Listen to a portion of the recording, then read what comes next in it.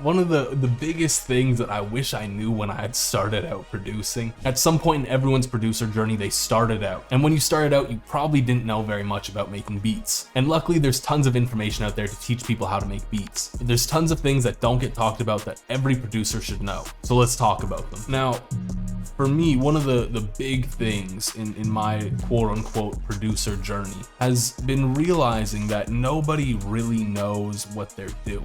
And by that I mean when you're starting out as a producer, you have this idea that everyone knows what they're doing to such a degree, like mixing. You think, okay, everything needs to be mixed to a specific decibel, everything needs to be a certain way. But at the end of the day, people don't know what they're doing, they just know how to use the tools that they're using. And that's why everyone has something different that works for them.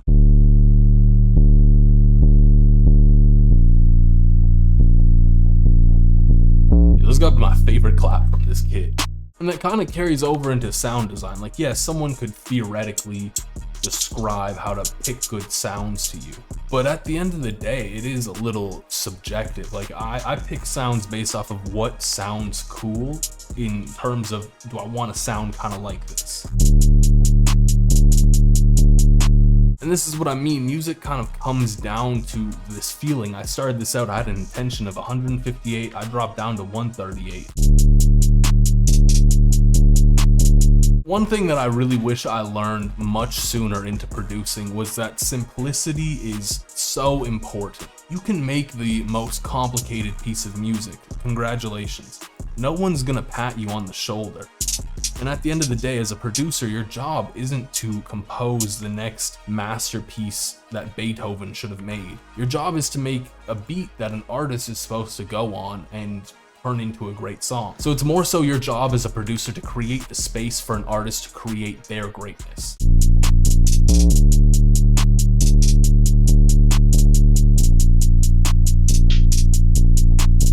The thing I love about hi-hats is how simple you can keep it, but it'll still add so much bounce. When I started producing, I kind of felt like there was a bit of a stigma around drums. Like, drums, they're easy. Everyone should be able to make drums. But then you also have like the loop makers. But a lot of people, especially early on, they struggle with drums. They don't get rhythm. They don't understand like what kind of patterns they should be using.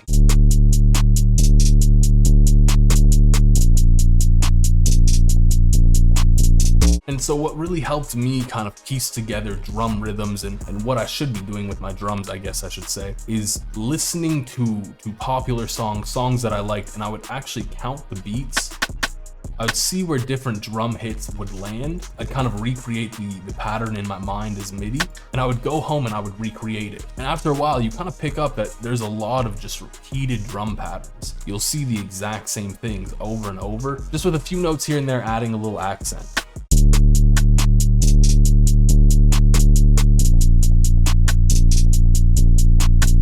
And that's the crazy thing about drums. From a strictly music theory standpoint, it just comes down to accenting certain beats. And not a lot of people kind of talk about that. And it's like, you don't know what beat you're supposed to accent.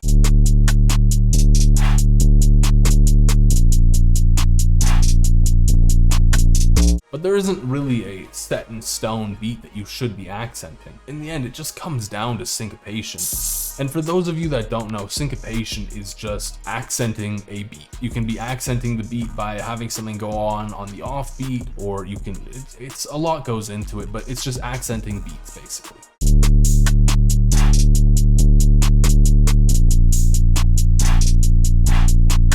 But a general rule of thumb is every single beat has a BPM, but every beat's got its 4 beats per bar, and that's the beats you should be accenting. You've got the strong ones, you've got the weak ones. You need to find that groove in there where you can get a head bounce going, and that's where you accent.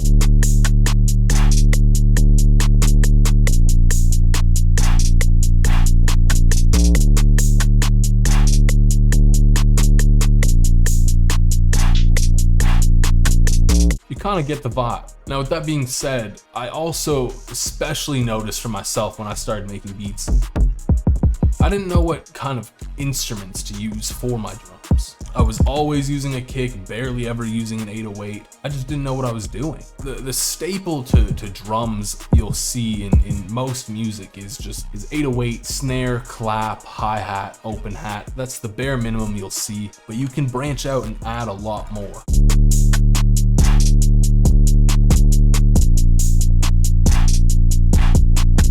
In terms of mixing, especially when you're starting out, everyone talks about clipping like it is the worst thing to be doing. When in reality, all you're doing by going into a soft clipper, like I have a soft clipper on my master. If my 808 is exceeding the threshold of my soft clipper, the threshold of my soft clipper is negative 4.4 decibels. My 808 is exceeding that. Because my 808 is exceeding that, all that's happening is my 808 is getting a bit of saturation. It makes it sound a lot more warm and just better. But because of that, clipping is not a bad thing. Now you can have too much clipping, but because this is being soft clipped, it is a lot more tasteful.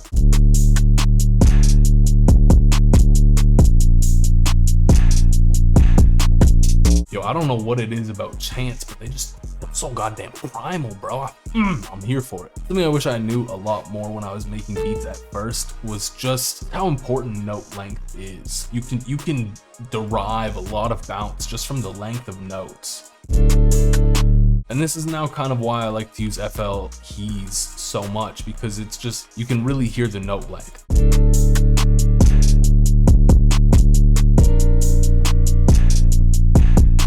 Yes, I have the idea, I just need to execute. As a producer, you need to see a couple steps ahead. Sometimes I will say trust the vision. That's because I'm a couple steps ahead. You're seeing the right now and I'm seeing where I want to take it. So you yourself, you need to start getting in that mindset of where you're going to be taking something.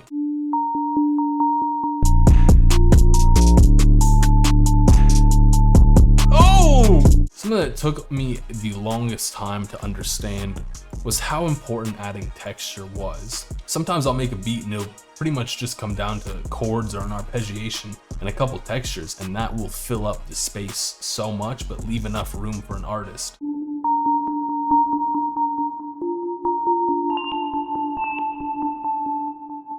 So whenever I'm making a melody or going through my sounds or anything like that, I just try and hear something that I can turn into a texture, because I'm looking for that next part.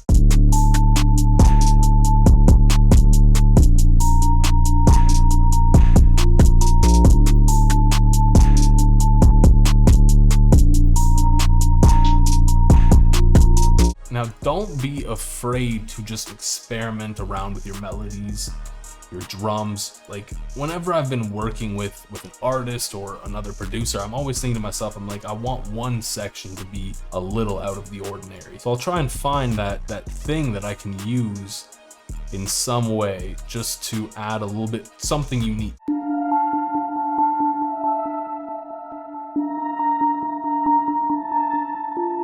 This is gonna sound really, really stupid, but when I had first started making beats, my sister, who was studying jazz music in university, she came to me and she said, "Hey, did you see that TED Talk that Honorable C-Note did?" And being a new producer, I had no idea who that was. I had no idea what she was talking about. And pretty much the Honorable C-Note did this whole TED Talk just talking about the power of layering his notes. It adds a lot of variation, and a lot of popular songs are just the same patterns layered together. So it's not something you need to always do, but it is something that you can use when you don't need something else. Because I know for me, as a producer that was just starting out, a new producer, I felt like I always needed something more because I didn't know where I was going with anything or what I was doing.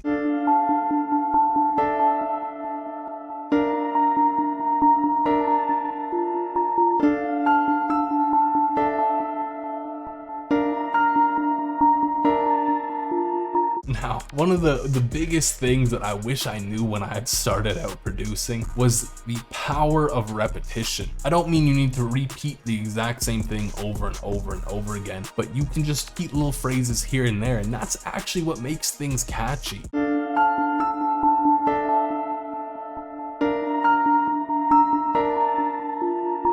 So many producers, so many content creators, just everyone in the beginning is going to tell you how badly you need music theory, but they're never going to tell you why or what things from music theory you're actually going to need to know. Which, by the way, I made a video about all the things you actually need to know about music theory, which you can check out up above. But realistically, your ear is the most important thing as a producer. If you can hear what you want, then you've made what you want.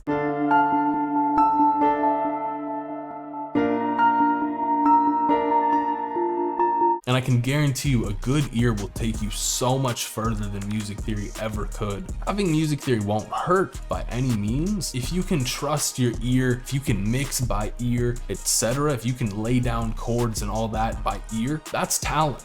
Now, I'm gonna throw in like a texture from the Overgloom. I think it's in the one shot, it's the one that I want. Yeah, I'm gonna throw in a texture from the Overgloom trap bundle. I kind of like this one the most.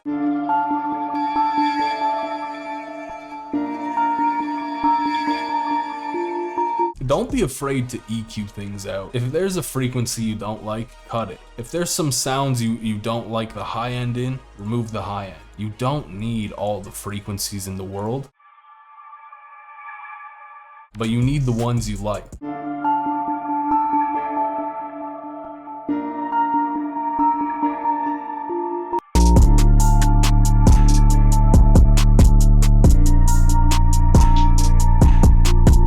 Like right now, I'm noticing I've got way too much going on in the low end. The 808 doesn't have enough room, and because of this, it's not getting to hit as much as I'd like it to hit. And I'm hearing this all from my ear. That's right, you can make good beats with your ears. Something I've just been enjoying doing lately is adding a compressor onto my melody. It gets a little bit more out of my melody, I'm finding.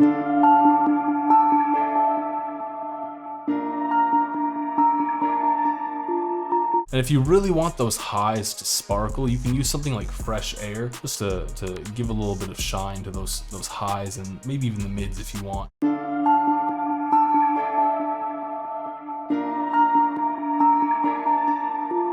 One of the things I find that a lot of beginner producers struggle with, and something I struggled with myself, and not many people talk about this, there's not a ton of content on it, and if there is, it's oftentimes not the greatest content. If you want to learn more about arrangement and structure of songs, you can listen to songs and again, just count the bars, break it down yourself. But to break it down a little bit, songs typically have like a 16 bar hook. That's usually where most of the energy is. And then from there, there'll be a 16 bar verse. There might be some sections in between, just where the energy kind of dies down a little bit like a bridge. But outside of the bridge, you don't see a whole lot. Like you'll have intros, outros, but nothing too out there. And as long as you think about it in these blocks where you have this 16 bar hook and 16 bar verse, you have the two most important things in terms of arrangement, and you don't need much more.